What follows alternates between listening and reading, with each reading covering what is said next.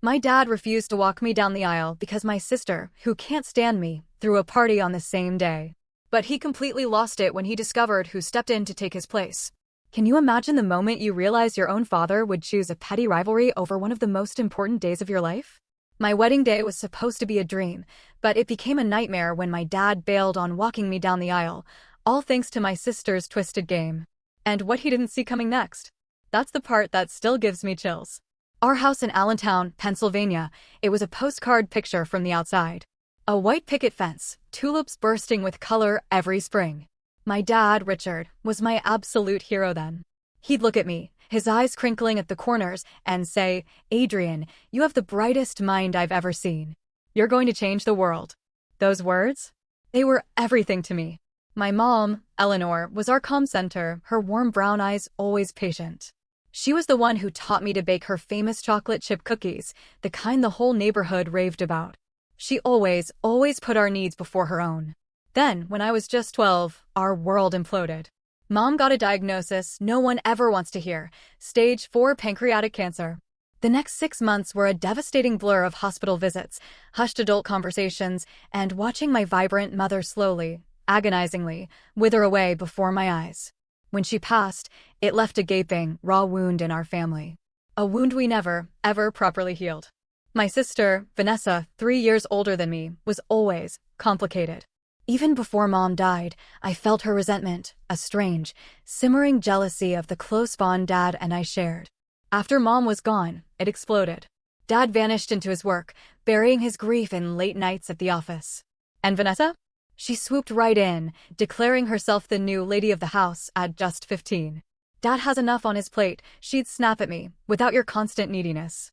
I watched her transform into someone I barely recognized, someone cold and controlling. Dad seemed grateful for her stepping up, and chillingly, their relationship tightened while mine with him began to fray. Then Dad got promoted to senior partner. More money, even less time. Vanessa saw her chance. She became the master manipulator. "Dad," she'd whisper, "Adrian just blew $60 on art supplies," conveniently leaving out it was for a school project he'd completely forgotten. Or, "Adrian said she doesn't need you to come to her band concert because she knows how busy you are," when I was secretly counting the days, desperate for him to be there. By the time I reached high school, Vanessa had spun a whole twisted narrative about me for our father. According to her, I was rebellious, ungrateful, only interested in my friends. The truth? I was just trying to survive, retreating into my studies and art, desperate to cope with losing both my mom and, it felt like, my father. The ultimate betrayal came during my junior year. I was nominated for a prestigious art scholarship, a huge deal for me. I reminded Dad for weeks about the award ceremony. The night before, I overheard Vanessa on the phone with him. "Adrian told me she doesn't want to make a big deal about tomorrow," she chirped. "She said having you there might make her nervous. Maybe you should just send a card or something." The next day, I sat there alone at the ceremony, watching other proud students accept their awards with their parents beaming beside them. My dad sent a text, "Congratulations." Just a text. Later, I found out Vanessa had called his office, pretending I wanted to reschedule, making him book another commitment. When I finally confronted her, Vanessa just shrugged. "You always want all the attention," she sneered. It's pathetic. At 18, I fled. Applied to schools on the other side of the state, eager for any distance from that toxic house. The University of Pittsburgh offered me a partial scholarship, and I plunged into campus life. It was during sophomore year that I met Benjamin. He was tall, with kind eyes and a quick smile, studying engineering. What struck me most? His family. Warm. Boisterous. His mom, Laura, a kindergarten teacher with a knack for making everyone feel special. His dad, Henry, full of dry humor. His younger brother, Noah. They welcomed me into their home like I'd always belonged there. Like I was family. For 4 years of college and into our early careers, Benjamin was my anchor. My rock. He understood my family pain without judgment, holding me when holidays left me in tears, celebrating my achievements when my own father failed to acknowledge them.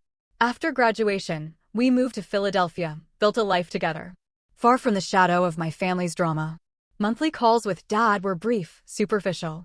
Vanessa, still back home, still the dutiful daughter, always making sure to remind me that she was the one taking care of Dad. At 27, Benjamin proposed. A vintage sapphire ring, perfect, unique, Just like he said, it reminded him of my artistic spirit. In that moment, pure, unadulterated joy. I pushed away the creeping anxiety of telling them. For one perfect evening, I just wanted to be happy. The next morning, I called Dad. Benjamin proposed last night. I practically burst. The pause. So long. Well, congratulations, he finally mumbled. Like I just closed a minor deal at work. No joy. No questions about the proposal. No, let's celebrate. Just flat. Vanessa's text was worse. OMG, congrats, little sis. So happy for you. That ring is so pretty. All those excessive exclamation points screamed one thing, pure, seething jealousy. She'd always struggled with relationships, and I knew this was eating her alive. I just knew it. Despite their lukewarm reactions, we pushed forward. June 15th, 9 months out. Dad confirmed the date. And then, a flicker of hope. I would be honored, Adrian, he said, when I carefully asked him to walk me down the aisle. Honored. It was the closest we'd been in years. Maybe, just maybe, this wedding could heal some of the distance between us. Laura, Benjamin's mom, became my true wedding co-conspirator. She came to every dress fitting, every tasting, offering suggestions without ever being overbearing. You're going to be the most beautiful bride, she'd say, tears in her eyes, as I emerged from the dressing room in my fitted lace gown. It was bittersweet. I felt my own mother's absence so acutely then. But Laura sensed it, always, gently squeezing my hand. Your mom would be so proud of the woman you've become, she'd murmur. Then there was Jack, Benjamin's uncle. A retired English professor in his early 60s, with silver hair and kind eyes behind wire-rimmed glasses. He'd actually listen when I talked about books, about art, about my work in marketing. You have a remarkable eye for what moves people, he'd tell me, after I showed him a campaign for a nonprofit. That's a rare gift. At a family dinner, he beamed, I wouldn't miss your wedding for the world. I've already bought a new suit. His genuine joy. It was a stark, almost brutal contrast to my own family. Dad would confirm his attendance, but never initiated a single question. Vanessa? She declined to be a bridesmaid, citing work commitments. 5 months out. I started noticing things. Vague social media posts from Vanessa. A big event she was planning. When I called, she was evasive. Just something for work. Nothing for you to worry about. But as our wedding date loomed, more posts appeared. Venue scouting, catering options, mentioning June as a target.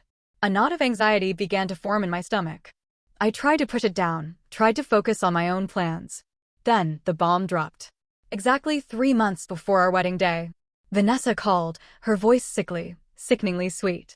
Adrian, I just wanted to let you know personally before you see it on social media. I'm hosting a career achievement party on June 15th. My blood ran cold. Vanessa, that's my wedding day. You got the save the date card 8 months ago. She feigned surprise. Oh, did I? It must have slipped my mind when I was planning with the firm. Anyway, it's just a coincidence that the dates overlap. My event's earlier, starts at 11 o'clock at the country club. It should be winding down around the time your ceremony starts at 4 o'clock, so it works out perfectly. Perfectly? My voice rose. You're scheduling a party on my wedding day, knowing Dad will have to choose? Dad can attend both events, she replied smoothly. He's so proud of my achievement. But I'm sure he'll make it to your wedding too. It's not that far a drive. The country club was nearly 2 hours from our venue. Physically impossible. I hung up, heart pounding, and immediately called Dad, begging him to see through it. Did you know Vanessa scheduled her party on my wedding day? Yes, she mentioned it, he replied casually. It's unfortunate timing, but these work events can be hard to reschedule. It's a big achievement for her. But Dad, how will you attend both? You're supposed to walk me down the aisle. I'll make it work, Adrian. I'll go to the first part of Vanessa's event and then drive over for your ceremony. There's no need to make this a bigger issue than it is. But the weeks dragged on. I felt Dad wavering.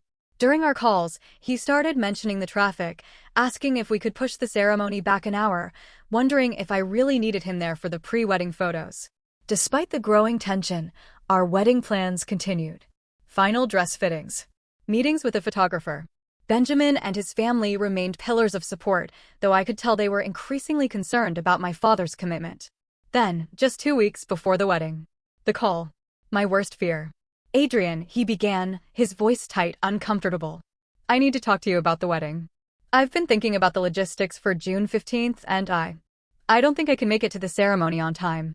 Vanessa's event is really important for her career, and as her father, I need to be there for the whole thing. My world spun.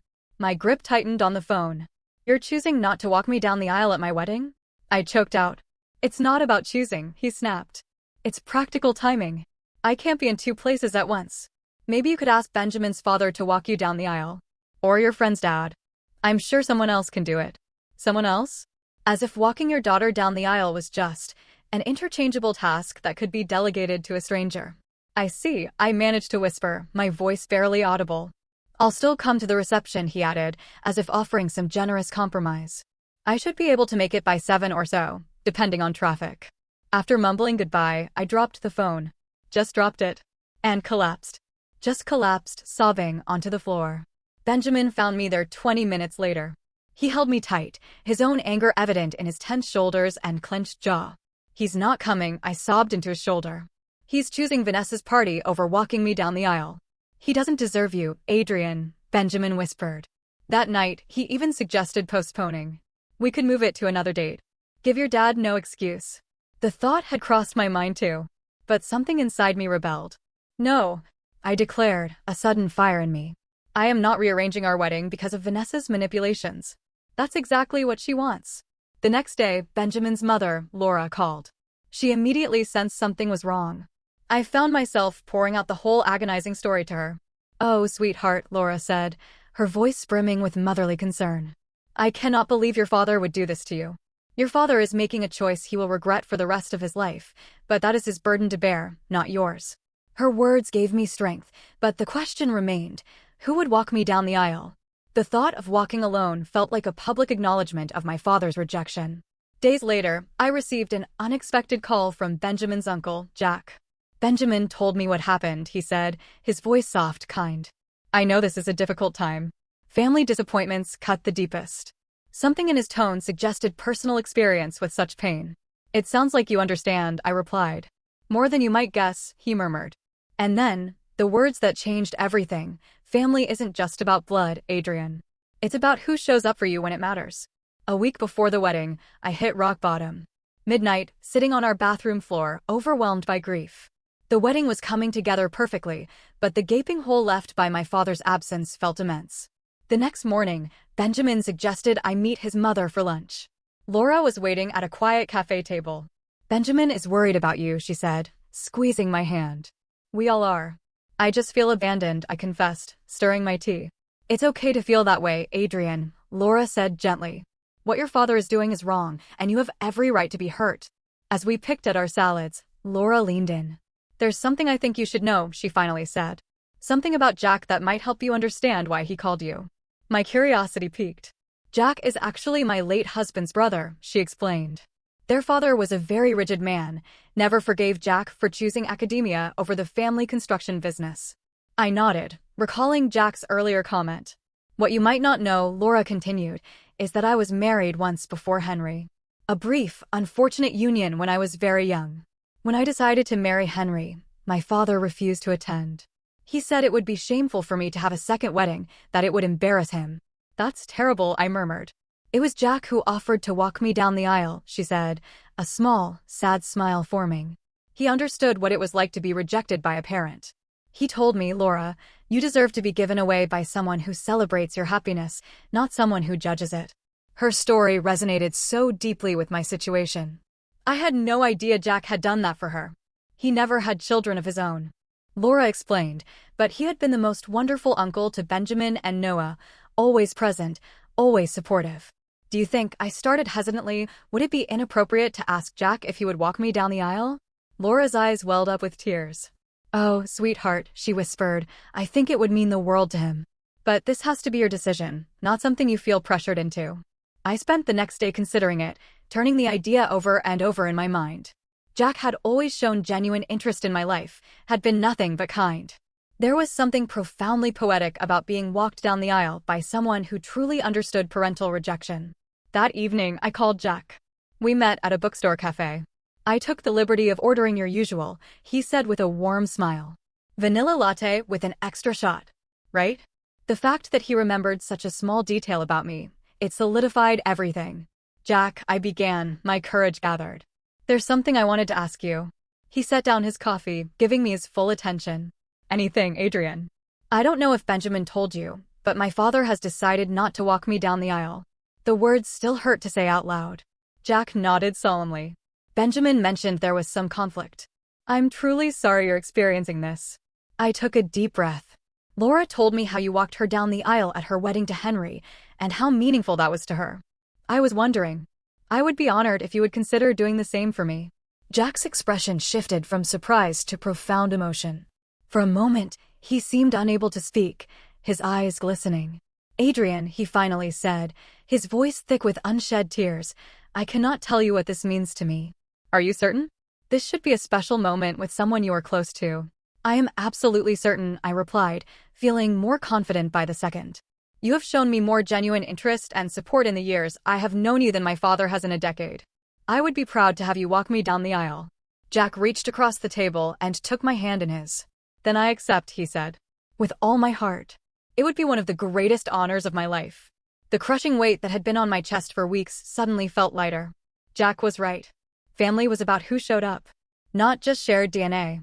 The final days before the wedding were a whirlwind. But through it all, I felt a new sense of peace about my decision. I made one last attempt to reach out to my father, calling him 3 days before the wedding. Dad, I just wanted to confirm whether you're still planning to come to the reception. Yes, I should be able to make it after Vanessa's event, he replied, sounding distracted. Probably around 7:30 or 8. I swallowed hard. I also wanted you to know that I've asked Benjamin's uncle, Jack, to walk me down the aisle. A pause. Who? Jack Harris. Benjamin's uncle. He's been very supportive throughout our relationship. I see. His tone was unreadable. Well, I suppose someone has to do it if I can't be there on time. His dismissive response only confirmed I had made the right choice. The night before the wedding, we held a small rehearsal dinner. Jack attended, looking distinguished in a charcoal suit. During the dinner, he stood to offer a toast that brought tears to many eyes. To Adrian and Benjamin, he said, raising his glass. True love is not just about finding the right person, but also about creating a family of choice that supports and celebrates you. I have watched your relationship blossom, and the care and respect you show each other gives me hope for the future. I am deeply honored to play a small role in your special day tomorrow. Later that evening, after guests left, I checked social media one last time. Vanessa's career celebration. The photo showed simple decorations in her apartment with maybe a dozen people tagged. It was clearly not the grand corporate event she had described. Just a regular house party she had scheduled specifically to conflict with my wedding. The knowledge should have hurt. But instead, a strange sense of clarity washed over me. The scales had finally, violently, fallen from my eyes about the true nature of my sister's feelings. Her jealousy ran so deep that she would sabotage one of the most important days of my life simply out of spite. I closed the app, turned off my phone. Tomorrow would be about love, not family drama. I awoke on my wedding day to sunshine streaming through the hotel room curtains. My 3 bridesmaids, all friends from college and work, arrived early with coffee and pastries, their excitement infectious. As my friend Sophia was having her hair styled, my phone chimed. A text from my father. Good luck today. Vanessa's event starts at 11 o'clock. If it wraps up early, I might be able to make it to the reception by 7 or 8. Save me some cake. Not a word of regret about missing the ceremony. Not even a congratulations or an I love you. Just a cold, calculating reminder that her party was his priority. I handed the phone to my bridesmaid Zoe, unable to respond. She read it, shook her head, disbelief etched on her face. He's unbelievable, she muttered, giving me a supportive hug. Around noon, a knock. Jack. Impeccable in his tuxedo, holding a small gift box. I hope I'm not intruding, he said. I just wanted to drop this off for Adrian. I invited him in. You look absolutely radiant, Jack said, his eyes crinkling with genuine warmth. Benjamin is a very fortunate young man. He handed me the small box. Inside, a delicate, vintage handkerchief. Lace-edged, embroidered with tiny blue flowers. Something old, something blue, Jack explained. My mother carried it on her wedding day in 1930. I thought perhaps you might like to have it with you today. Tears welled in my eyes at the sentiment. It's beautiful, Jack. I would be honored. There's one more thing, he added, reaching into his pocket. Laura asked me to give you this. It was meant to be a surprise. He handed me a small velvet pouch.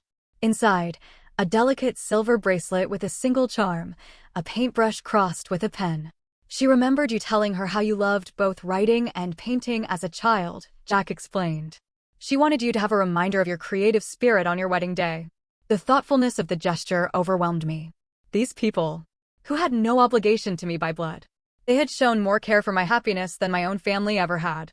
Please thank her for me, I managed, fastening the bracelet around my wrist.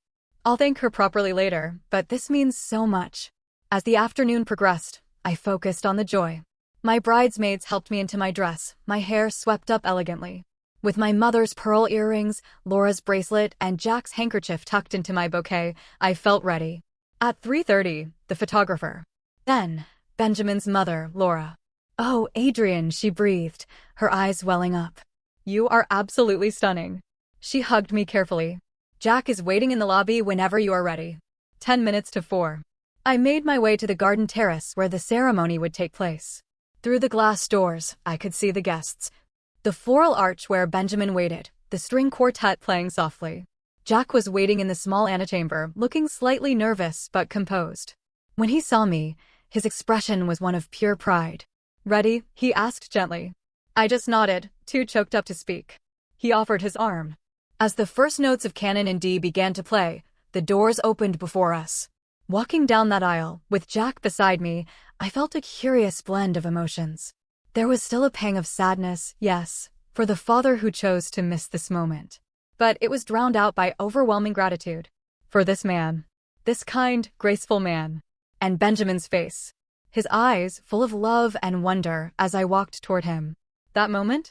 It was worth every single tear, every single family drama, every single thing I'd endured. I knew with absolute certainty that we were creating our own family, one built on mutual respect and genuine care. The ceremony was everything I had hoped for. We exchanged vows we had written ourselves, promising to support each other's dreams, to communicate honestly, and to choose each other every day. When the officiant pronounced us husband and wife, the applause from our guests seemed to wrap around us like an embrace. The cocktail hour and dinner that followed were filled with laughter, heartfelt toasts, and dancing. Benjamin's father welcomed me to the family, and Jack's toast brought happy tears to many eyes as he spoke about the privilege of watching young love blossom and grow. By 8:30, no dad. It was clear he wouldn't make even the reception. I tried not to let it dampen my spirits as Benjamin and I shared our first dance. As the evening progressed, I noticed my cousin Thomas arrive, looking slightly frazzled. He was my mother's nephew, and one of the few family members who had maintained relationships with both Vanessa and me. After greeting him, I commented on his late arrival. "I'm so sorry," he said, looking genuinely apologetic. "I stopped by Vanessa's event first, thinking I could make both. But Adrian, there's something you should know." He guided me to a quiet corner, his expression serious. "That party Vanessa had today, it wasn't what she told everyone. It was not a work event at all." My stomach tightened. "What do you mean?" "It was just a regular gathering at her apartment. Maybe 15 people total. Mostly her friends from the gym and a couple of coworkers. There was no company recognition, no achievement celebration." I asked her colleague Sarah about the broker promotion, and she looked completely confused. The implications were staggering. "So, she lied about the whole thing just to create a conflict with my wedding?" Thomas nodded grimly. "That's not all. I overheard her talking to your dad. She has been telling him for months that you didn't really want him at the wedding, that you only asked him to walk you down the aisle out of obligation." My blood ran cold. "What?" "That's completely false." "I know," he said. "And there's more." Thomas pulled out his phone. Text messages. Between him and Vanessa, from months earlier. In it, Vanessa openly admitted to scheduling her party on my wedding day deliberately. "She wanted to force your dad to choose," Thomas explained, "by telling him you had said horrible things about him to the family. Years of subtle jabs, paranoia, doubts about myself. Suddenly, it all made chilling, undeniable sense. All of it. A dark, painful validation. Does Dad know any of this?" I asked. Thomas shook his head. "I don't think so. I tried to tell him today, but Vanessa kept interrupting and eventually pulled him away." "I'm so sorry, Adrian," he added.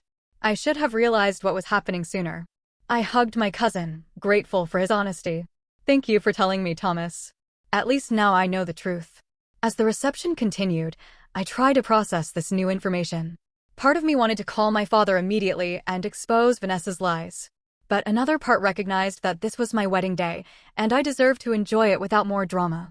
I rejoined Benjamin on the dance floor, pushing thoughts of my sister and father aside for the moment. This day was about our love and our future, not the painful past. Around 10:30, the reception was winding down, with only about 40 guests remaining. That's when I noticed a commotion near the entrance. My heart skipped a beat when I recognized my father's tall figure entering the ballroom, looking uncomfortable in a suit that seemed hastily put on. Benjamin noticed him at the same time and squeezed my hand. "Do you want me to run interference?" I shook my head. "No. I need to handle this." My father approached awkwardly, holding a small gift bag. "Congratulations," he said stiffly, leaning in for an equally stiff hug. "Sorry I'm late." Vanessa's thing ran longer than expected. The casual way he referenced missing my entire wedding ceremony made my blood boil, but I maintained my composure. "I'm glad you could make it for the last hour of the reception," I replied, his sarcastic tone escaping my lips. If he detected it, he didn't acknowledge it. He glanced around the room, taking in the elegant decorations, the remnants of the wedding cake, the small group of guests still dancing. "It looks like it was a nice wedding," he commented, as if discussing a movie he'd missed. "It was beautiful," I replied. "Perfect, actually." An uncomfortable silence fell between us before he thrust the gift bag toward me. "This is from Vanessa and me." A set of crystal wine glasses. "Thank you," I said, setting the bag aside without opening it. "Would you like a drink? The bar is still open." He nodded, and we walked to the bar together. As the bartender prepared his scotch, my father finally asked the question I had been expecting. "So, who ended up walking you down the aisle?" "Jack Harris," I replied. "Benjamin's uncle." My father frowned slightly. "The older gentleman in the navy tuxedo, the one who gave that toast earlier?" I nodded, scanning the room and spotting Jack chatting with Laura and Henry at a nearby table. "Yes, that's him." "You had a stranger walk you down the aisle?" His tone was incredulous, as if I had made an absurd choice. My years of pent-up hurt finally bubbled to the surface. "He's not a stranger to me," I said firmly. "He has been part of Benjamin's family for years, and he has shown more interest in my life and happiness than you have in a very long time." My father's face flushed with anger. "That's not fair, Adrian. I have always supported you." "Have you?" I challenged, the words tumbling out uncontrolled. "You missed my art scholarship ceremony in high school because Vanessa told you I didn't want you there. You forgot my college graduation dinner until Benjamin's parents reminded you.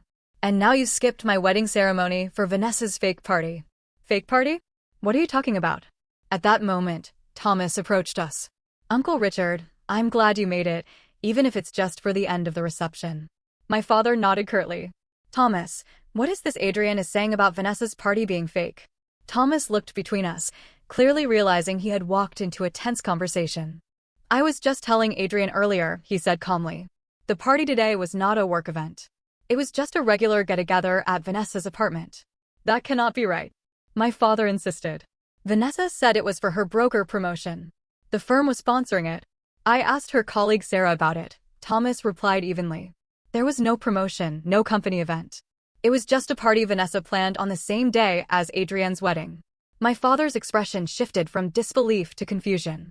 Before he could respond, Jack approached our small group. "Adrian, Benjamin is looking for you. I believe it's almost time for the sparkler send-off." My father stared at Jack with barely concealed hostility. "You must be the uncle who walked my daughter down the aisle." Jack extended his hand politely. "Jack Harris. You must be Richard. It's good to finally meet you."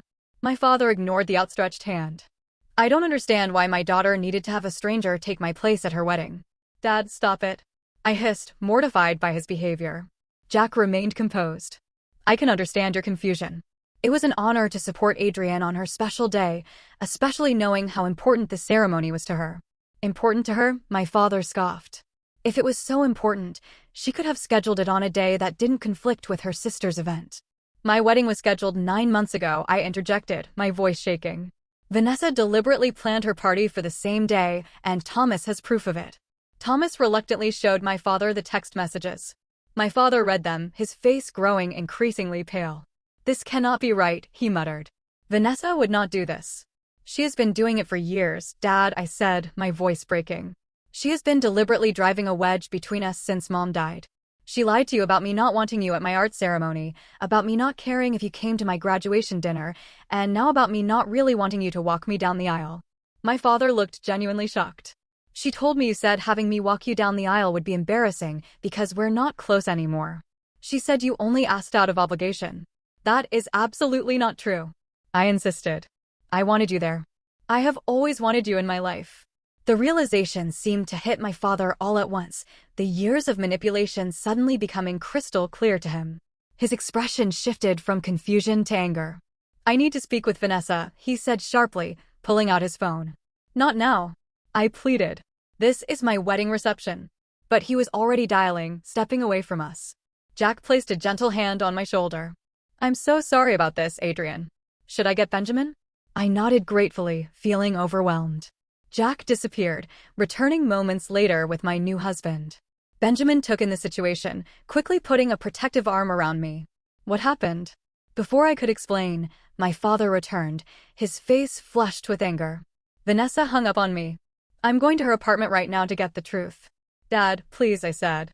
Can this wait until tomorrow? This is supposed to be a celebration. I need to know if what you are saying is true, he insisted.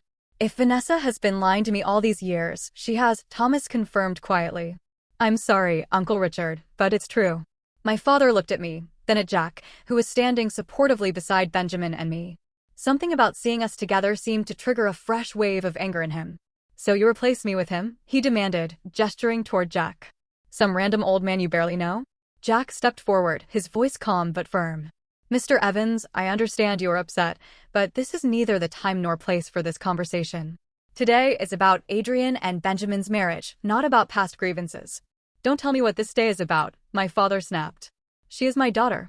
Then perhaps you should have acted like her father, Jack replied evenly. Being a father means showing up not just when it is convenient, but when it matters most. The simple truth of Jack's words seemed to hit my father like a physical blow. He stared at Jack, then at me, his anger suddenly deflating into something that looked almost like shame. I need to go, he said abruptly. I need to talk to Vanessa. Without another word, he turned and strode out of the ballroom, leaving an uncomfortable silence in his wake. Benjamin pulled me close. Are you okay? I nodded, though tears threatened. I just wish he could have seen the truth sooner. Jack's steady presence beside us was comforting. Family revelations are never easy, Adrian, he murmured, but sometimes they are necessary for healing to begin. Laura and Henry joined us, having witnessed the confrontation from a distance. Laura hugged me tightly. Do not let this overshadow your beautiful day. You and Benjamin deserve all the happiness in the world. We rejoined the remaining guests for the sparkler send-off, creating a magical tunnel of light. As Benjamin and I ran through to our waiting car, despite the confrontation with my father, I felt a curious sense of peace. The truth was finally out in the open. And whatever happened next, I had a new family who truly valued me. Benjamin and I spent 2 blissful weeks honeymooning in Greece. The distance from family drama allowed me to process everything. I had turned off notifications from my father and Vanessa, determined to enjoy this special time.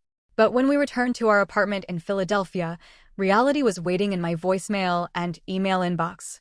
There were 5 messages from my father, each progressively more apologetic.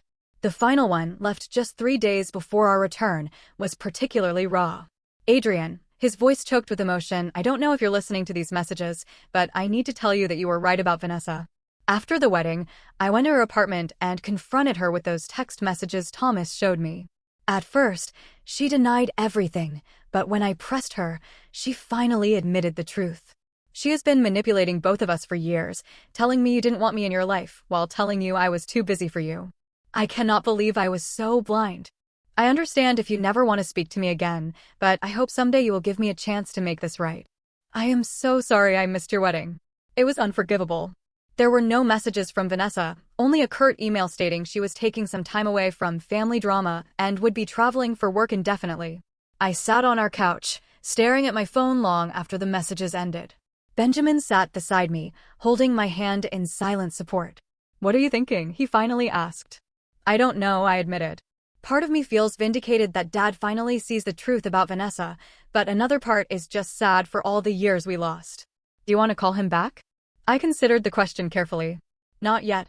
I need some time to figure out what I want this relationship to look like going forward. If I even want one at all. The next few weeks were busy with thank you notes, returning to work, and settling into married life.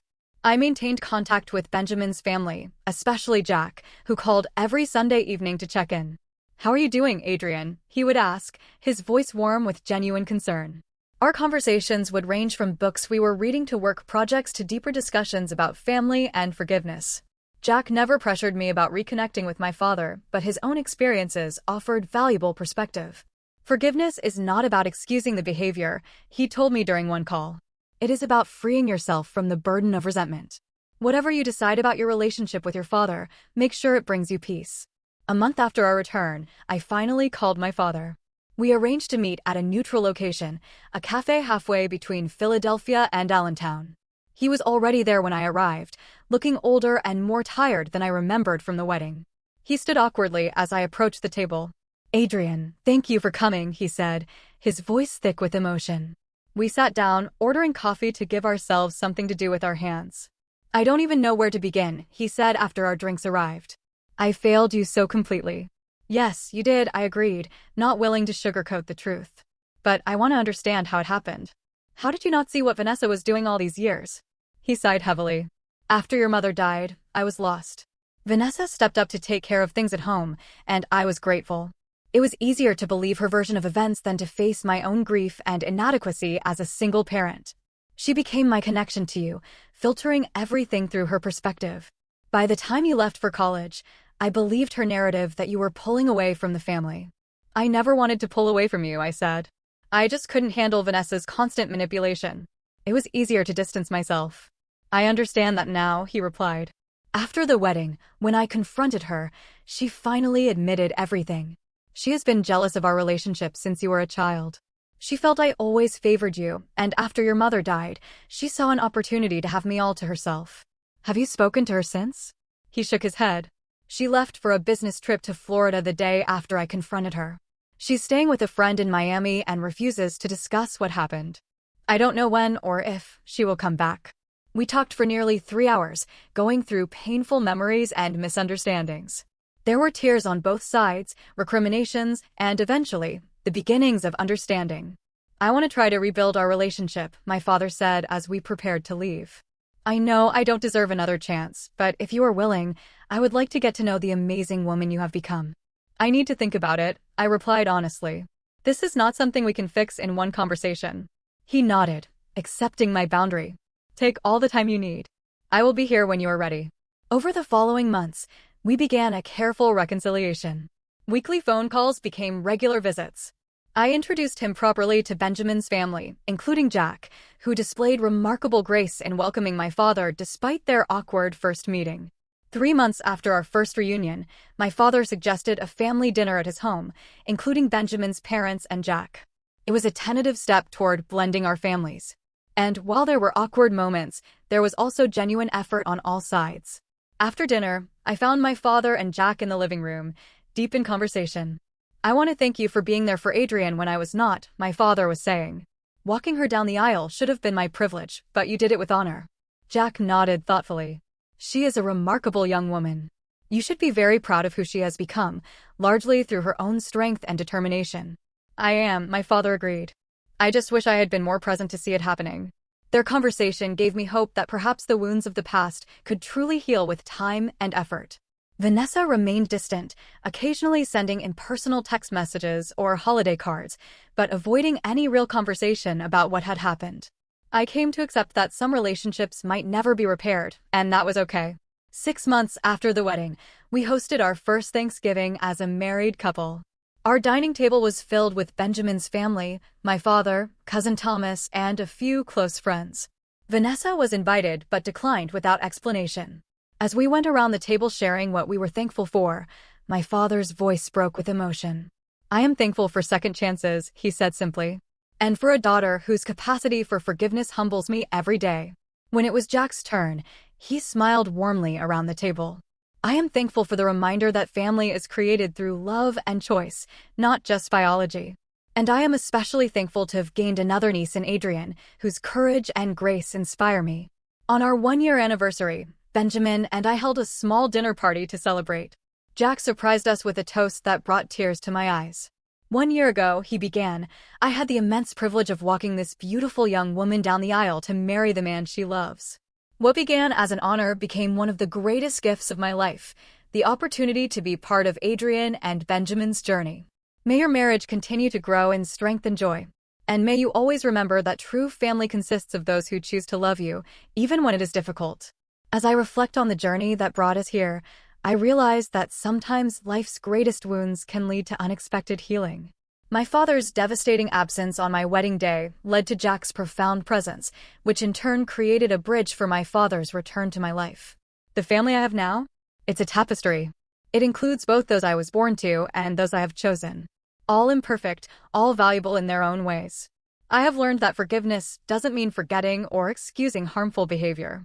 It means freeing yourself from the burden of resentment and creating boundaries that protect your heart while allowing for growth and change. The person who walks you down the aisle should indeed be someone who has walked beside you through life's toughest challenges, supporting and loving you unconditionally. Sometimes, that person shares your DNA. And sometimes, they come into your life through other paths. What truly matters isn't who stands beside you on one important day, but who shows up for all the ordinary days that follow. I am fortunate to have found my tribe. The people who choose me. Every single day. Just as I choose them. Have you ever had someone unexpected step up for you when your own family let you down? Or maybe you've been that person for someone else. I really want to hear your stories. Let me know in the comments below. What would you have done?